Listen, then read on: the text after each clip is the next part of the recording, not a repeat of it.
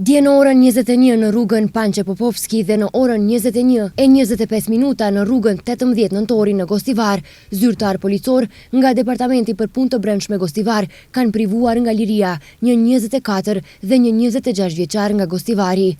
Ata dyshohen se më datë 6 shkurt kanë sulmuar fizikisht një 37 vjeçar nga fshati Vranovci Gostivarit, duke i shkaktuar lëndime të rënda trupore. Pas dokumentimit të plotë të rastit, do të vjoj kallëzim përkatës. Dje në orën 17:30 në Gostivar, zyrtar policor nga Departamenti për Punë të Brendshme Gostivar kanë privuar nga liria dy 27 vjeçar nga Gostivari, pasi që gjatë kontrollit në rrugën Vëllezri Gjinoski tek ata është gjetur dhe konfiskuar marihuan dhe sende të tjera. Dje në orën 16:15 në rrugën Ilinde në Tetov, zyrtar policor nga sektori për punë të brendshme Tetov kanë arrestuar një 51 vjeçar nga Tetova.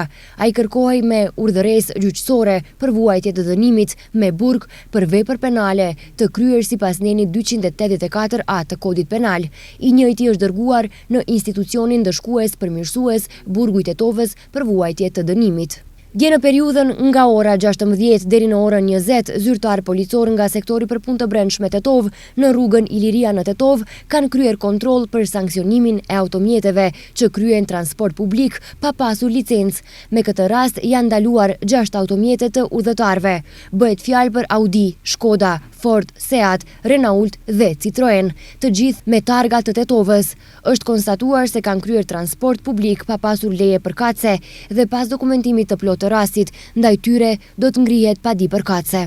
Dje në orën 15 në sektorin për punë të brendshme Tetov, një 55 vjeçar nga një fshat i komunës së Zhelinës ka denoncuar se është mashtruar nga një person nga fshati Kamjan, komuna e Bogovinës. Sipas denoncimit, gjatë vitit 2024, i denoncuari ka premtuar të dëmtuarit se do të ndërmjetësonte për marrjen e ndihmës sociale dhe të një banese sociale, për çka në disa raste i ka paguar gjithsej 4200 euro. Pas një kohe shërbimet nuk janë kryer dhe parat nuk janë kthyer. Ai ka kuptuar se ishte mashtruar, po merren masa për zbardhjen e rastit. Dje në orën 7 në Departamentin për Punë të Brendshme Gostivar është denoncuar se në rrugën rajonale Gostivar fshati Gradec, saktësisht në fshatin Debresht të Gostivarit, automjeti i udhëtarëve Citroen me targat Gostivarit i drejtuar nga një 35 vjeçare nga fshati Debresht është përplasur me një shtyllë. Në aksident, lëndime të rënda trupore ka pësuar 35 vjeçarja të konstatuara në kompleksin e klinikave Nën Tereza në Shkup. Gjatë ditës së djeshme, në zonën e sektorit për punë të brendshme Tetov, është kryer kontroll i automjeteve dhe shoferëve. Gjatë kontrollit janë sankcionuar gjithsej 18 shofer, Tetov 15 dhe Gostivar 3, për parkim të parregullt, ndërsa 26 automjete, Tetov 15 dhe Gostivar 11, janë marrë me automjet special.